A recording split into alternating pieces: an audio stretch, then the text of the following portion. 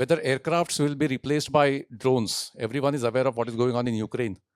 And even the Mexican cartels are using drones to supply drugs over the border into New Mexico and other states of America, especially on the southern border. They're also using drones for surveillance and collecting intelligence. So in a way, technology is getting smaller day by day. Integrated warfare. Its integrated warfare is an absolute grey zone warfare. Where there are no holds barred. See, the Chinese are learning Hindi and other languages from Pakistanis. The Pakistanis have officers stationed in China who are teaching them Punjabi and this thing. And they are, at the time of elections, tweeting. The Chinese are tweeting in Marathi and Punjabi and other things, right, about happenings in India.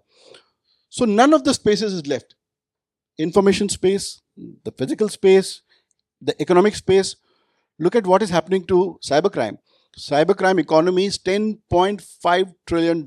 When two AI applications were asked to talk to each other, very quickly they went into AI-ish, I don't know what to call it, right? So it was gibberish to us, but it was clearly something that had that signaling capacity to each other.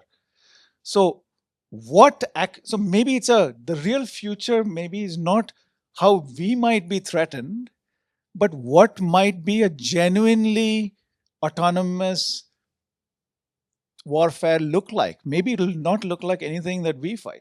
But more than that, Rajesh, somebody said a very nice thing. The day these buggers start talking in a language which you don't understand, pull the plug.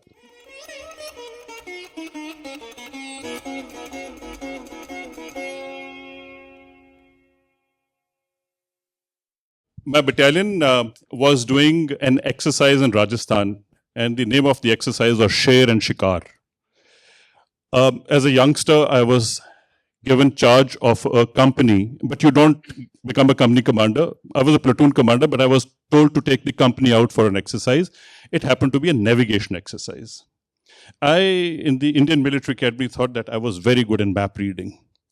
So I followed the company, what the procedure of the company has been in vogue, because I was a new guy, I just joined the battalion. So they had a compass and they had a map in their hands, and they had to follow the compass to a point where they had to reach. And I saw a white tape being unrolled behind them. They were opening a white tape behind them. And then white tape was the one on which they were supposed to march back. So I said, but it's very simple. I mean, you don't have to have a white tape.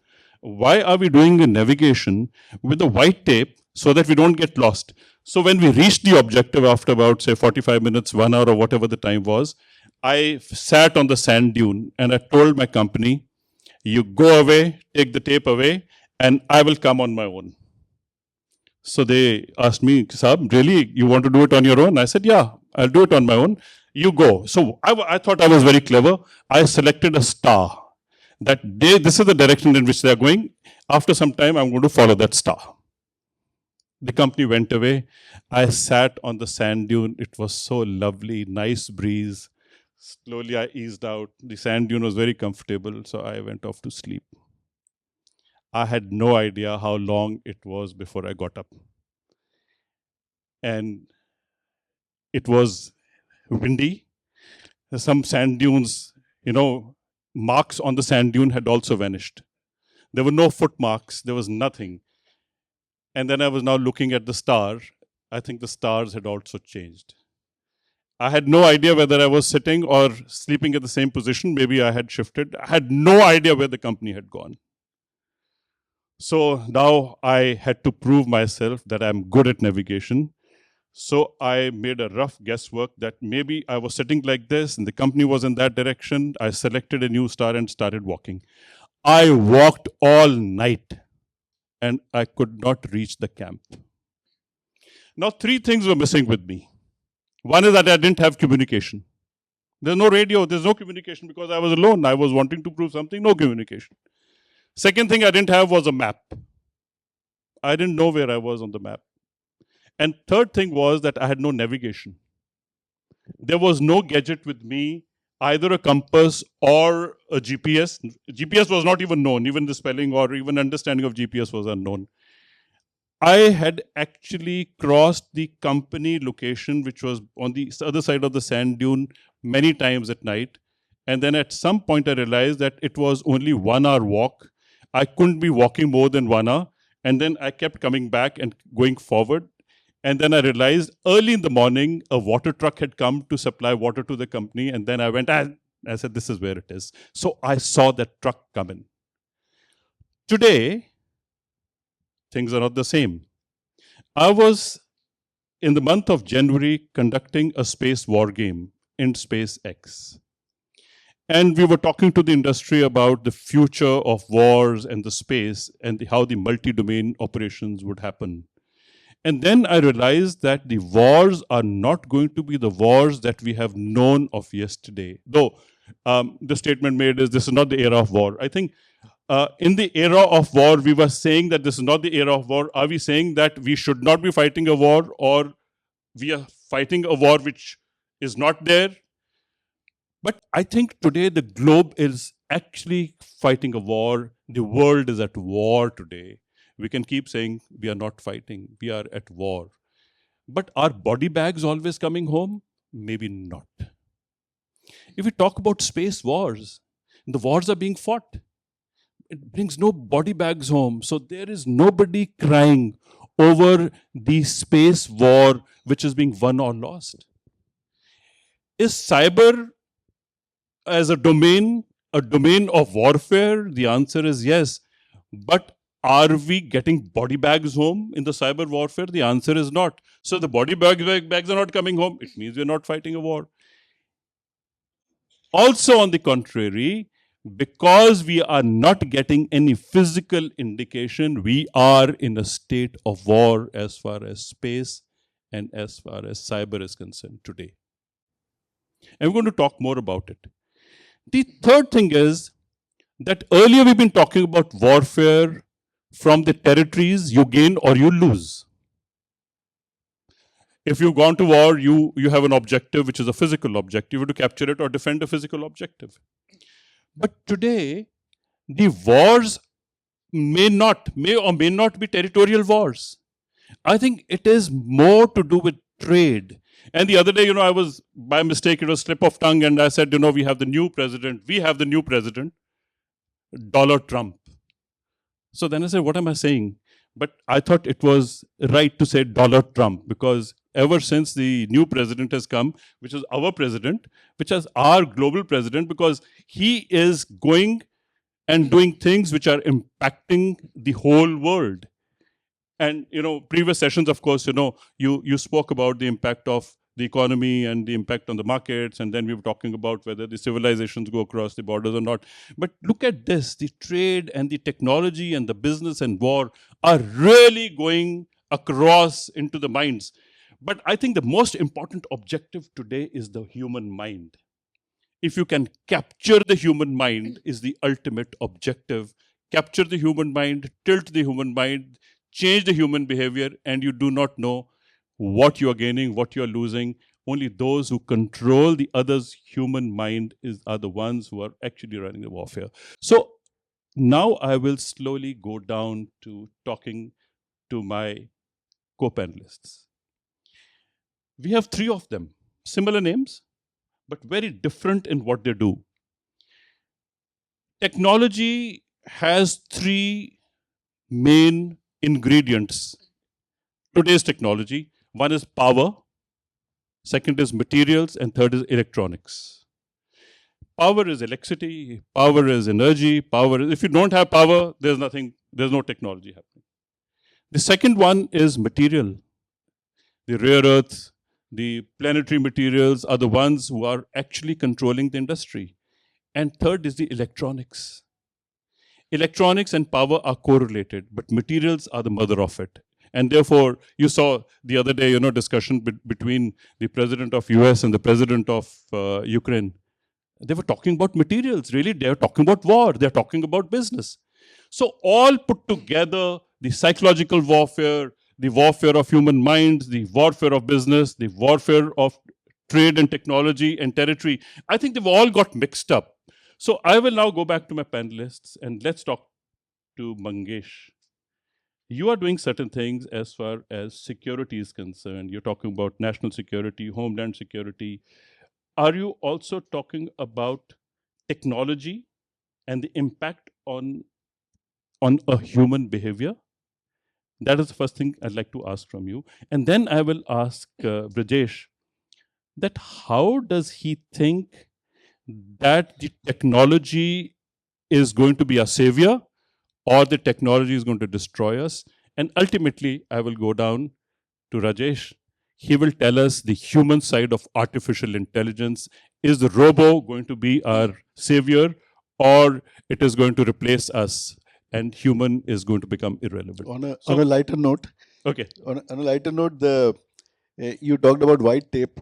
Had it been bureaucracy, we would have used a red tape.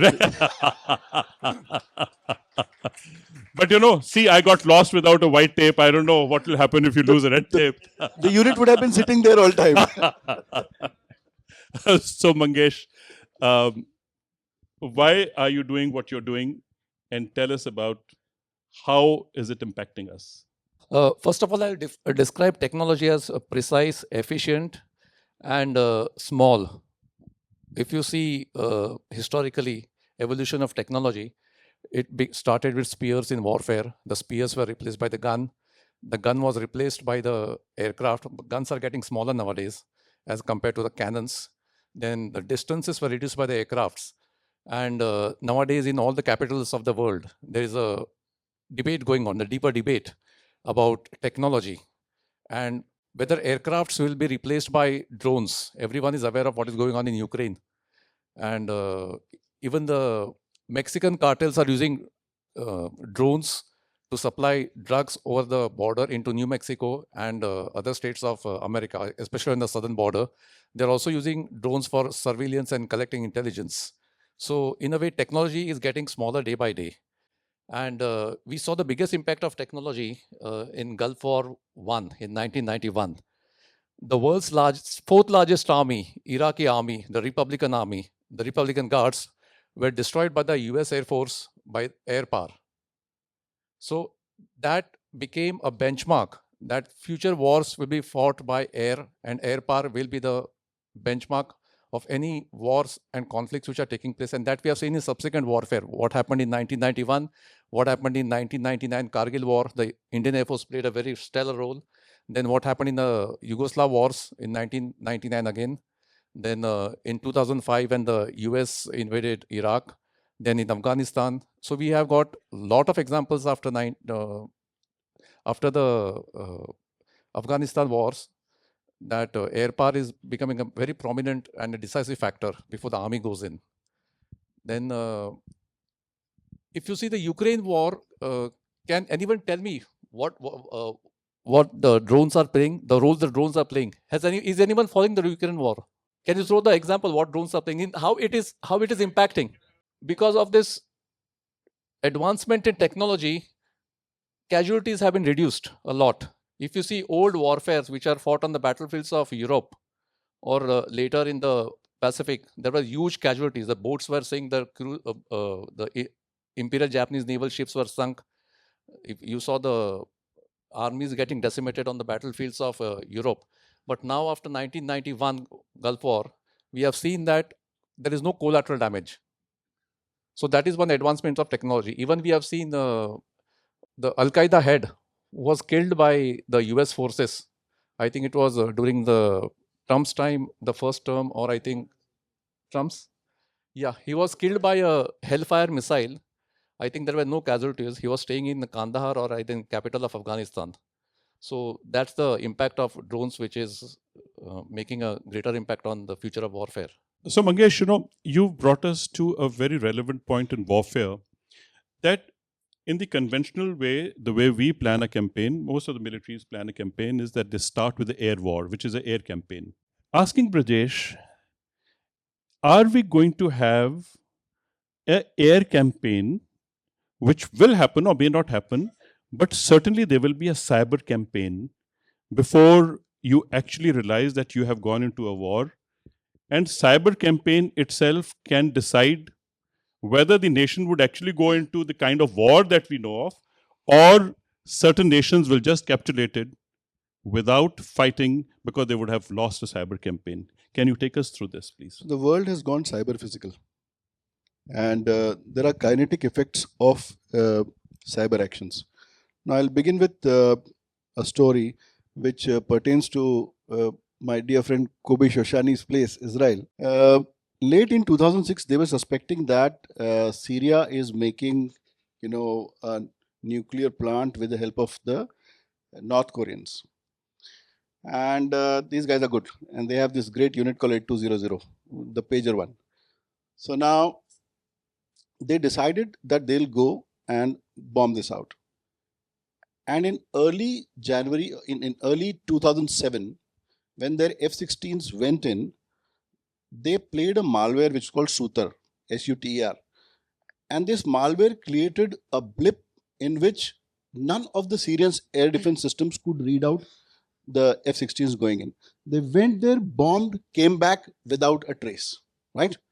So this is where cyber comes in. And apart, and look at how cyber physical systems have changed from there.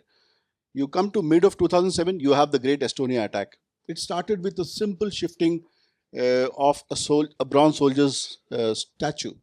And the whole country was brought down to its knees with DDoS attacks. From there to look at the first Ukraine-Russia conflicts, there's a Russian unit which is called Sandworm. It's a part of the GRU, which has a malware specifically for bringing down power grids. It's called dark energy. Come to Stuxnet. Stuxnet was something where, bloodlessly, without loss of a single, without using an explosive, without using a plane, Stuxnet was used to totally ruin the Natanz nuclear enrichment facility and stop Iran's nuclear program. And Iran retaliates. Iran creates Shamoon 1 and 2, where it stops oil production in Saudi. So systems have gone very cyber physical. And imagine what China has. China has one of the world's best cyber offensive units. To name two, 2nd Department, 3rd Bureau, 61398 and 61486 are two of world's finest units. And they have a 20-year, 25-year advantage on anybody. They are doing economic espionage. They are picking up designs. Look at their J-35. It's a copy of the F-35, which they have picked up by espionage. They have picked up designs of nuclear submarines. They are sitting on all, university systems. They are sitting on all IPs. They are collecting any economic information, technical research before it actually comes out. So tomorrow's warfare is definitely going to be cyber. And as you said, sir, is that you may even not have the need to fight. And that is why China has as a doctrine, which is called INEW. It was written by two colonels. And it says about integrated warfare. Its integrated warfare is an absolute gray zone warfare. There are no holds barred. See, the Chinese are learning Hindi and other languages from Pakistanis. The Pakistanis have officers stationed in China who are teaching them Punjabi and this thing. And they are, at the time of elections, tweeting. The Chinese are tweeting in Marathi and Punjabi and other things, right, about happenings in India. So none of the spaces is left. Information space, the physical space, the economic space. Look at what is happening to cybercrime. Cybercrime economy is $10.5 trillion. We are struggling to be a $5 trillion economy. But cybercrime across the world is $10.5 trillion economy this year. Now, what is the world doing about it? So, for our economic security, for the saving of our democracy, for our social order, for even warfare, we will need to have offense, defense, resilience. And I am not very sure what we are doing about it. Okay, thank you, Brajesh. My mind goes back to when I was commanding a battalion in Uri. And we had radios, on the VHF. And the only way for us to do communication without being caught was that we would switch from Hindi to Marathi to Telugu to Tamil to some other language, because, we had in our Corps of Signals, we have a signal platoon, different people from different languages. So, I heard the Pakistani on the other side says, ਇਹ ਹੋਰ ਕਿਸਮ ਦੀ ਮਦਰਾਸੀ ਬੋਲਣ ਲੱਗ ਪਏ ਨੇ, because for them the highest code language in India could be a Madrasi. But when they could not understand, because they had some people who could interpret, they said, but now this is not Madrasi, this is a ਹੋਰ ਕਿਸਮ ਦੀ Madrasi. So if you have to, Brajesh, build a defensive system for India, say if the other countries are taking India as a target and go for a cyber offensive or a cyber campaign, as a prelude to the main war that we are not going to talk about, because here we are talking about a very different level. How would you plan a cyber defense for the country? Coming back to first the example that you were saying that they could not understand, Tamil or Madrasi. So today, I would use an OpenAI Whisper model, which would take any language of the world, 129 languages of the world. It can real time start giving me transcription, real time transcription. So any of the techniques that we were using earlier of probably using a language which they don't understand, AI has made it very, very easy. Now, how one would build a cyber defense is, first of all, to have basic innovation and basic R&D with us. I'm sorry to say that none of our institutes of eminence are either writing papers. How many patents on AI, generative AI or cybersecurity are coming out of our institutes of eminence? I don't know. China has a pipeline that each of the units is connected to a set of universities. If there is somebody who's working on firmware, then they are working on firmware. And then those guys know all the 0 days possible in every router and every firmware number. And they can infect anybody at will. If I was to develop, I would also develop offensive and defensive both capabilities.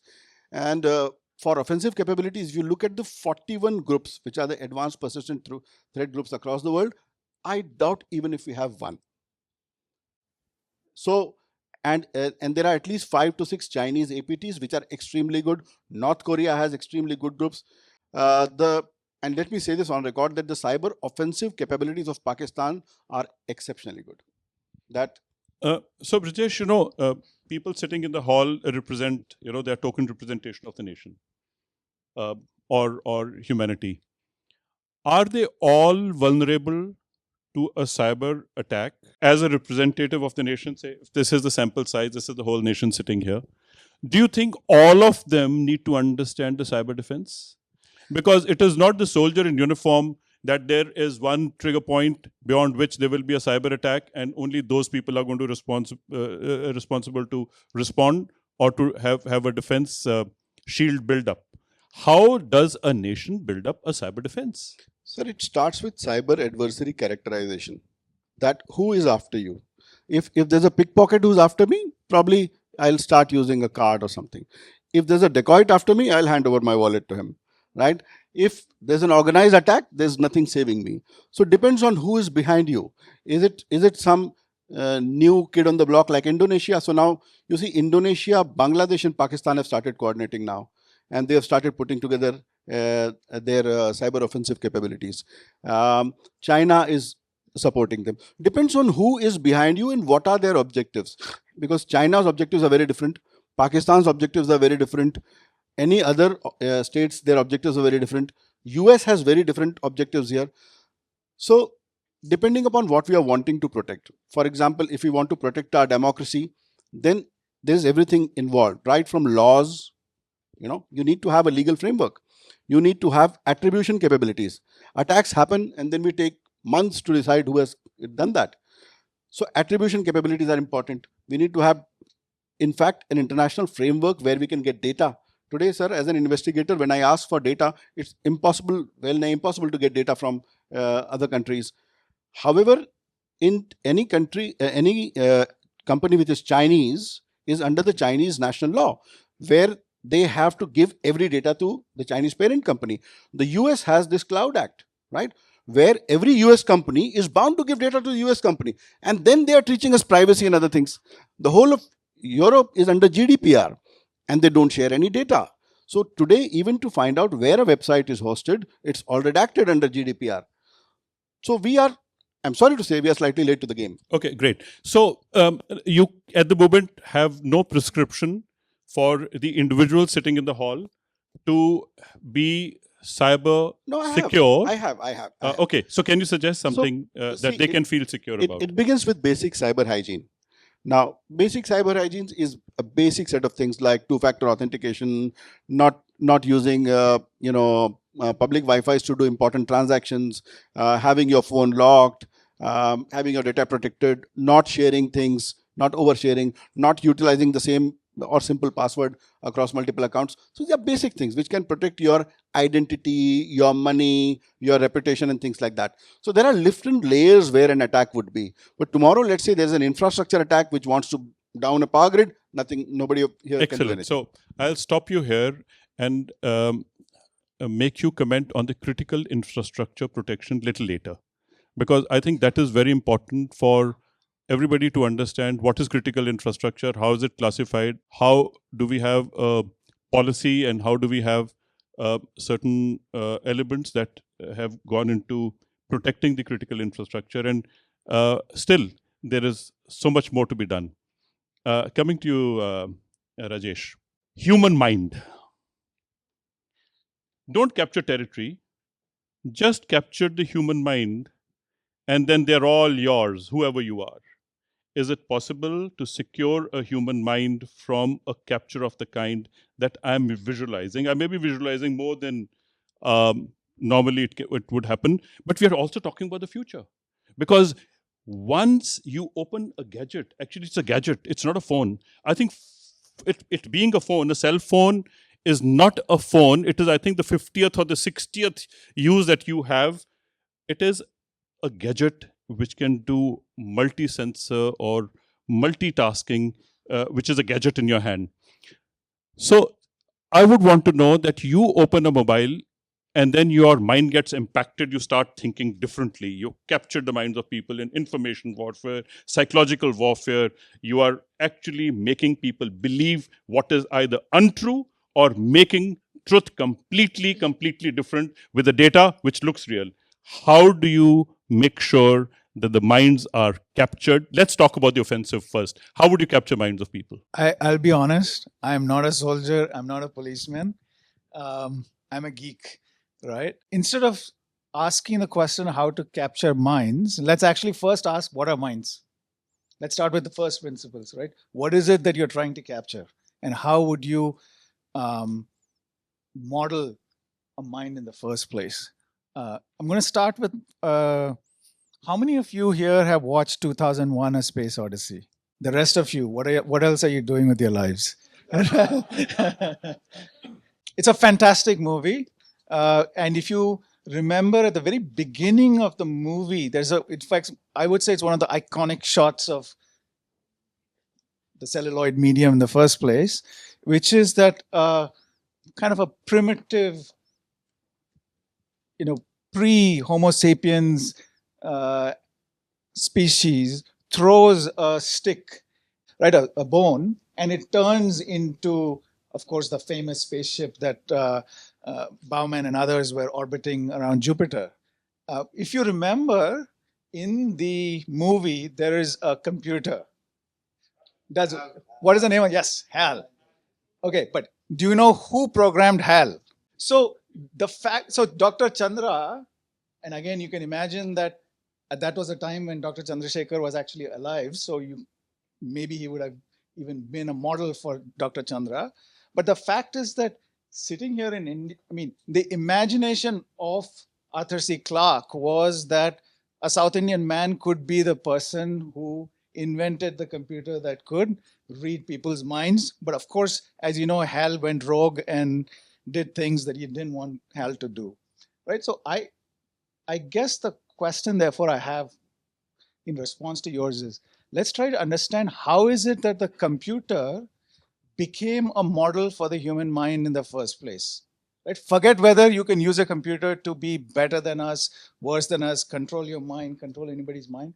Why is it that the mind is at all computational, right? And so computation as a way of looking at the mind is one of the profound new ideas that emerged in the 20th century. Before that, nobody had really been able to show how the mind could be modeled in a mechanical way. Today we have that capacity. We all live in the world transformed by computation. And if computing is in some way the right way to understand the mind, sooner or later, it will also control our minds, right? I mean, to me, that seems like a sooner or later question rather than can it be done at all or not. The good news is that our minds are already captured by other technologies. We all live in the world recreated by the written word. So if you were to ask, what is a previous technology that helped control human minds? It's writing. Literally all of our lives are controlled by writing. I write something and you believe it. And as a result, in some sense, the thoughts that someone else has is already influenced by a technology that's now 5,000 years old, right? And so I don't think that we need to take a war posture necessarily, because computing is a technology that will control our minds, but that shouldn't bother us so much because there's an existing technology that already does that. So interesting, Brijesh also spoke about data. And how do you process the data or sequence or resequence the data to give out a different thought process? I mean, data is data. So you have, say, number of cards that you have in your hand, but it is how you sequence those cards. And the entire story can look very different. So how can you, I would like to use a word, manipulate data to tell the same story differently? Possible or not possible? ChatGPT does that already, right? And so, in fact, something that you can do, we are in a conference or a lit fest about authors, but I would say, let's see, who do I want to emulate here? Since Praval invited me, Eka, okay. Praval so this is a mind game, now. Right? So go outside, buy a Praval's book, and then say, can you actually write your story that reads like Praval? I think ChatGPT will do a reasonably good job of that. Maybe not for a whole book's length, but if you the style of the writing, but I'm saying that, okay, here is there's a famous test in computing, the Turing test, right? Which is that, can you distinguish, right? Can you distinguish between a computer and a human being using text, right? So I'm saying that, can you actually write, say, a paragraph, let's say it's a made up story that reads exactly like Praval's story, and then people in the audience can't tell whether it was written by Praval or by the computer. Okay, so I will continue with this. Say there are two people in this hall who want to write just as Praval would write. And it just randomly came to two people's mind that I want to write as Praval writes. And they go on to the computer or onto the cell phone, and they ask the same thing to be done by ChatGPT. Would ChatGPT replicate two essays exactly the same way, or will it be different? I mean, it's a probabilistic, as they famously say, it's a stochastic parrot, right? And so it won't be exactly the same, but it'll be statistically perhaps indistinguishable. So let me turn to something different. Earlier, we've been fighting physical wars, and then you call it analog, and then we went digital, and then we are going autonomous. This is where we are going. So now we are somewhere between digital and autonomous. So, semi-autonomous for any other, want of any other good expression. Our skies today are defenseless as far as hypersonics are concerned. And hypersonics plus AI put together will make autonomous hypersonic. There would be programming on the target where on occurrence something will happen and you become defenseless.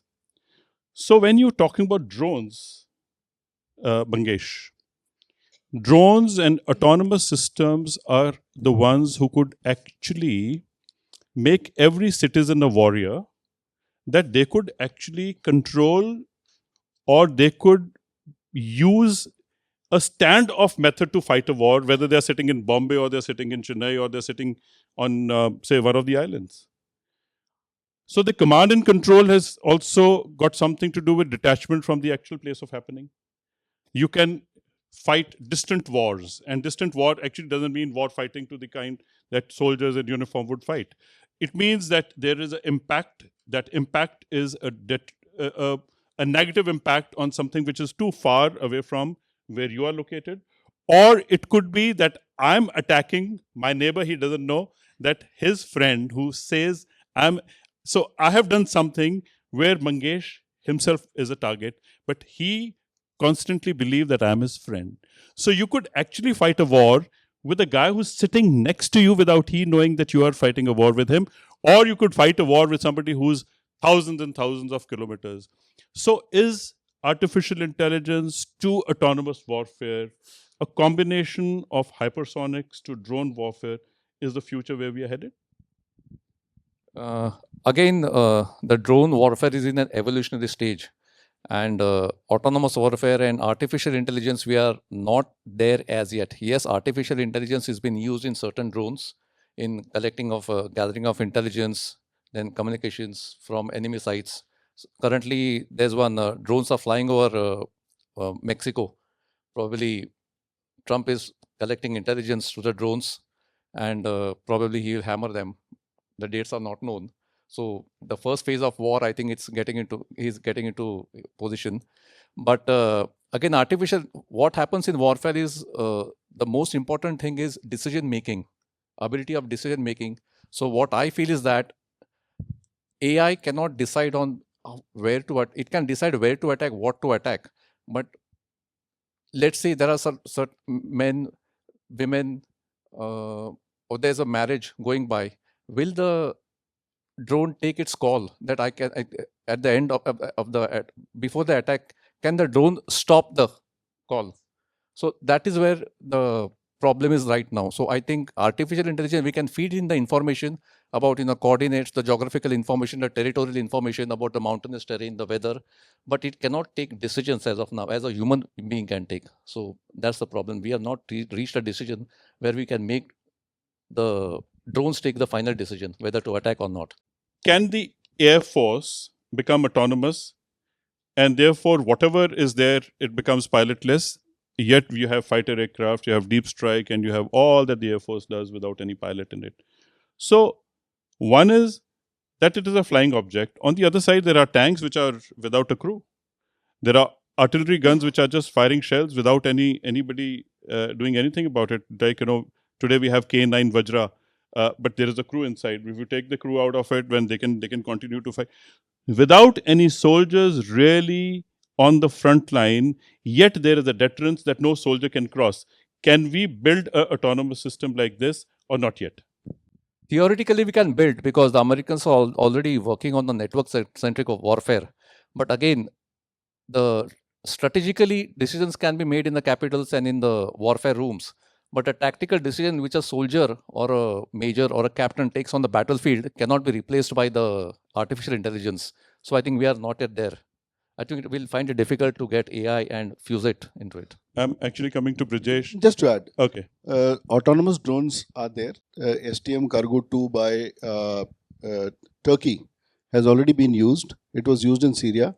It was autonomously hunting humans.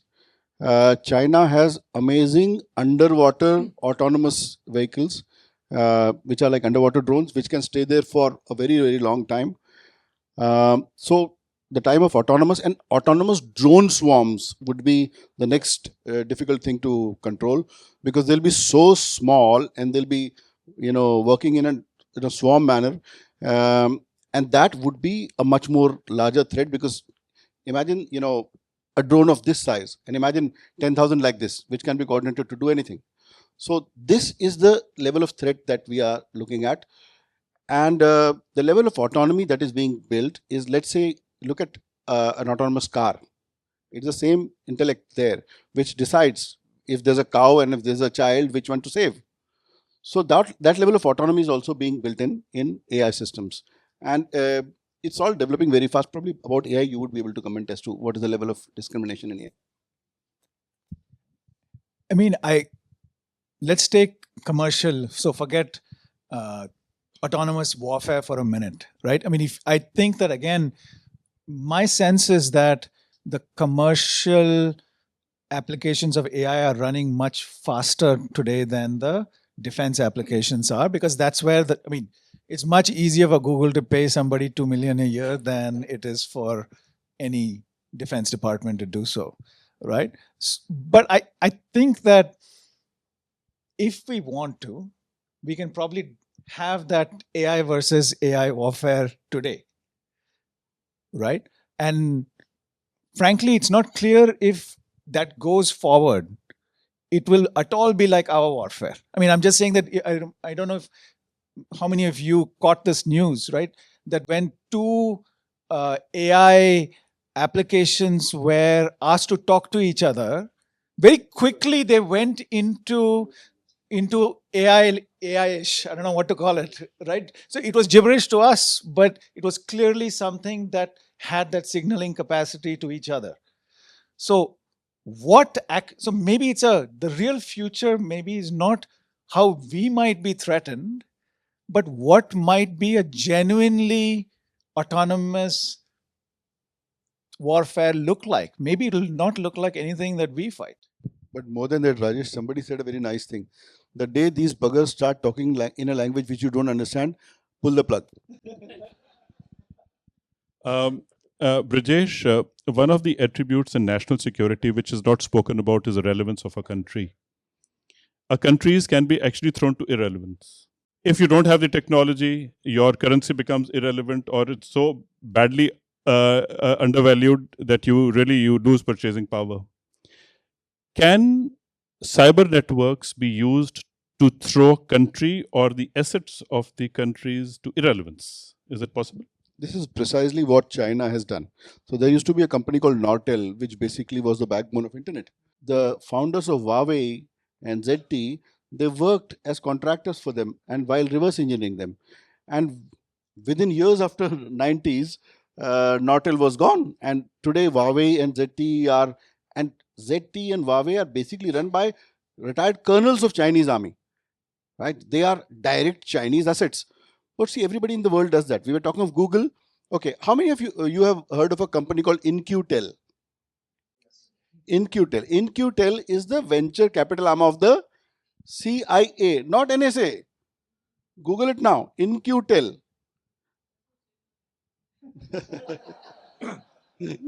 Purposefully. Now, I'll just name only one company which was created by InQtel, right? InQtel, which is the venture capital arm of CIA. Google, right? Google is an InQtel company. So it's so open out there that now if you want to create relevance, this is how one is creating relevance. That you create technologies, you create innovation, you create a world where nobody can live without you, nobody can use anything which you have not created. Are we doing that? Are we innovating? Do we have any deep tech capabilities? Are we making something? Are we making the next gen models? How much hardware do we have? How much compute do we have? How many H100, H200s is India holding? And tomorrow's world is good. So the total impact of generative AI in the near sense is going to be at least $3 trillion. What capabilities in generative AI we are generating? So if we don't want to be thrown to irrelevance, innovate, innovate, innovate.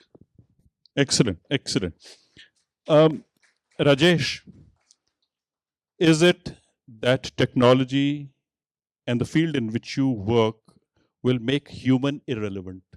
Can you have a prescription for all of us how human can continue to remain relevant and technology remains subservient?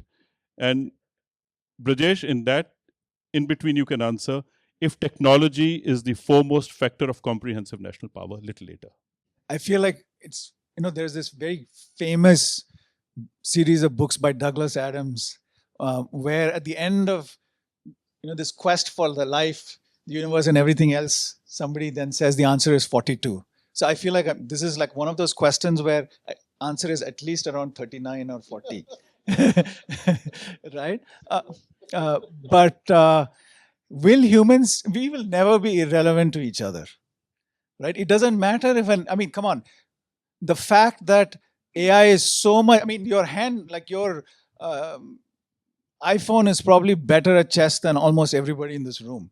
And yet we still like to play it. So I feel there's one level at which AI will never make us irrelevant, which is to each other. I mean, if there were aliens who were hundreds of times smarter than us, who came and lived next door, we would still fall in love with other human beings and not to those aliens, I think. Right? So, but I think what you are asking is a slightly different question, which is there some form of essential superiority that we will continue to have over AI? I am not so sure, right? But I also think that humans working with technology may always be one step ahead. I still have the romantic hope that our creativity, our imagination, again, maybe what India needs to do is spend much more money on being more imaginative, being understanding, not necessarily, I mean, generative AI will come and go. AI has had many, many boom and bust cycles. Can we actually leap ahead by asking what will come after generative AI? Maybe it'll be causal AI, maybe it'll be something else. And maybe that's where we should be. Does anybody know that the football which the American president carries, it has the nuclear codes? So the nuclear command structure of the American military and the defense armed forces, that he's carrying the, if you see Trump or any other president, even in CNN, there's an officer from the Marine Corps or I think from the Air Force who's carrying a big bag. It has got the nuclear codes. If the president decides to press the button, he gives the nuclear codes. The nuclear codes will go to the submarines. The captain has one part of the password. The second in command, the lieutenant commander has the one part of the password. They put in the key. So there are internal security systems built in. And this decision-making authority can only be taken by humans, because one nuclear strike against Russia by Americans or any other country will be retaliated by China or Russia, and the whole world will come to an end. The AI cannot take this kind of a decision. It's very difficult. And you said Trump is unpredictable. Yeah. Okay, so I'll allow the experts to comment on. I'll start with the AGI. I mean, there is so much AI hype. I would say that AI hype runs at least one generation ahead of AI reality. So I wouldn't worry so much about AGI right now. Okay, yeah, that's my... Terminator is not coming. About cyber coordinated attacks, see, AI has totally... AI is not Gen AI. AI has been there since 1960s. It's more like mathematics, statistics. NLP was there. Small model languages were there. Gen AI is... Basically, I still am to understand what actual users will be putting it to, except, making pictures and songs and some code. So, but apart from that, Gen AI is also changing the nature of cyber warfare. For example, if I'm making a ransomware, then I have based detection systems. Now I can make it polymorphic. I can create 100 signatures instantly out of that. Imagine social engineering. If I have to do phishing, if I have to do voice cloning, there's a company called 11 Labs. I can take a 5-second clip of yours and then it can speak in your language. It is being used now. There's real-time video cloning, fake videos happening. 2 companies where the CEO or the CFO was impersonated on a Zoom call, and they paid. There's a UK company called ARUP. I don't know how you pronounce them. Arup, engineering firm, and they paid $20 million on this. Yeah, there's a Hong Kong firm which paid $20 million because somebody was impersonated live on a Zoom call. So this is how cyber coordinated attacks are happening with Gen AI. I can go on and on about this. So while this is happening, also there is cyber security which is being helped with Gen AI on the defense side. So user and entity behavior analytics and probably threat modeling, threat hunting. All of these things are also possible. Orchestration of defense. All these things are happening on defense sides also. But generally, in cyber, the defense is is slightly behind from the attackers. The attackers generally have a lead. Allow me to thank Rajesh, Brajesh, Mangesh. Thank you very much for this excellent discourse on future and warfare and technology. Thank you.